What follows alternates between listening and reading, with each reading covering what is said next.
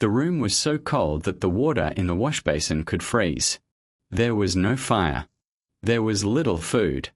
And in the Latin Quarter of Paris, a young Polish student was pushing herself until her body gave way.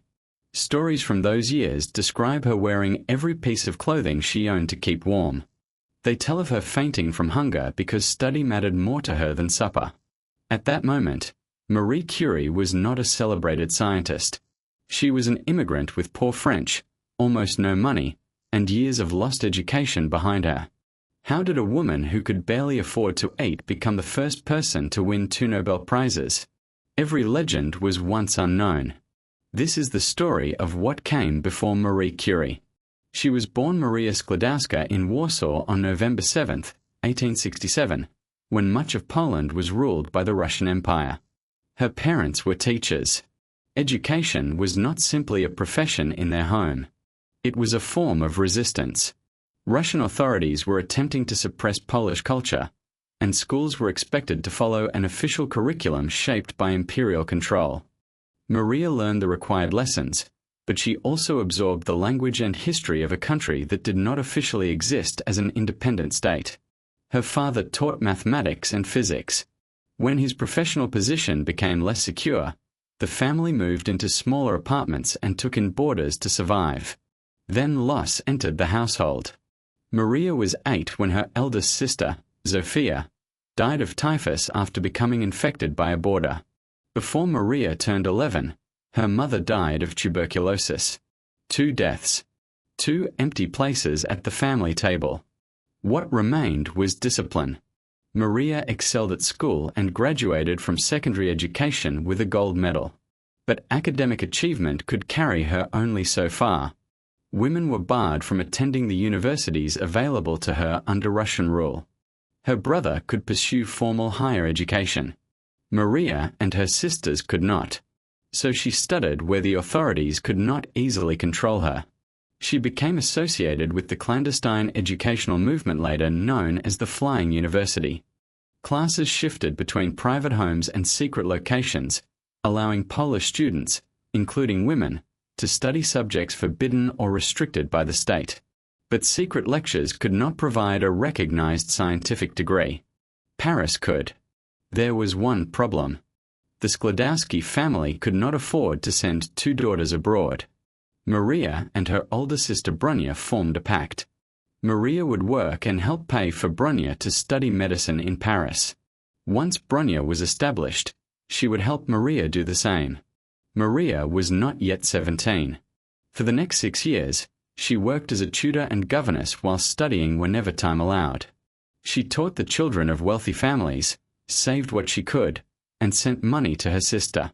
Was this a delay, or was it the first great test of her life? At an estate north of Warsaw, Maria served as governess to the children of the Żurowski family. In her spare time, she helped teach local peasant children to read in Polish, an activity that could attract punishment from the imperial authorities. She also fell in love with the family's eldest son, Kazimierz Żurowski, a young mathematics student. The relationship was serious. His parents objected. Maria was educated, gifted, and respected inside their home. But she was also their employee, and she had no fortune. The couple submitted to the family's refusal and abandoned their plans to marry. She remained at the estate because Bronia still depended on her support. That choice carried a quiet cruelty. Maria continued living beneath the same roof as the family that had judged her too poor to join it. What kind of ambition survives humiliation without becoming bitterness? She filled the lonely years with work. She studied mathematics by correspondence with her father. She read physics and chemistry. She took lessons from a chemist at a nearby sugar factory. After returning to Warsaw, she gained practical experience at the Museum of Industry and Agriculture, where a laboratory quietly trained Polish students. Experiments often failed. Equipment was limited. Yet for the first time, science was no longer only something printed on a page. By the autumn of 1891, the pact with Bronia had finally worked. At 24, Maria traveled to Paris as cheaply as possible. She carried food, reading material, a blanket, and a folding chair because the lowest class of rail travel did not always provide a seat.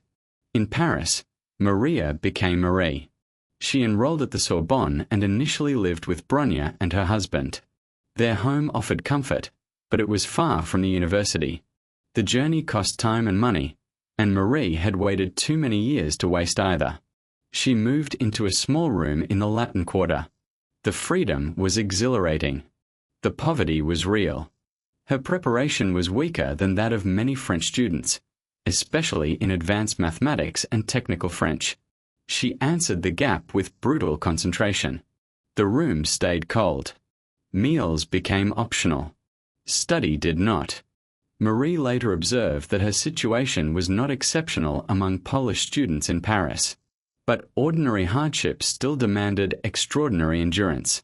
In 1893, she finished first in her physics degree course. The next year, she placed second in mathematics. The hungry student had not merely caught up. She had surpassed almost everyone around her.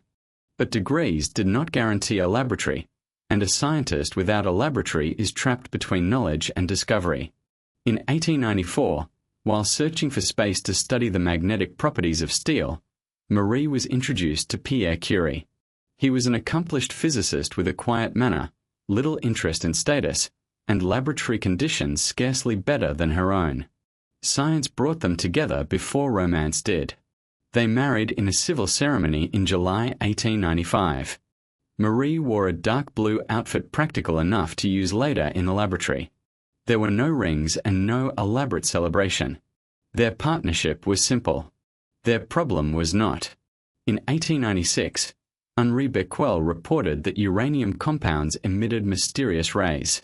Most physicists were more excited by the recently discovered X-rays. Marie saw an opening in the neglected phenomenon. For her doctoral research, she began measuring the faint electrical effects produced by uranium rays. She used an electrometer developed by Pierre and his brother Jacques, testing substances with a precision that photography could not provide. Her laboratory was a crowded, damp storeroom. The conditions interfered with delicate measurements, but the results held. Uranium's radiation did not depend on whether it was heated, crushed, wet, dry, pure, or part of a compound. That suggested something radical. The radiation might come from the atom itself. Then some mineral samples produced more radiation than their uranium content could explain. What could make an or more powerful than the elements supposedly responsible for its power? Marie concluded that the minerals must contain unknown radioactive substances. Pierre set aside his own work to join her investigation. In July 1898, they announced evidence for a new element.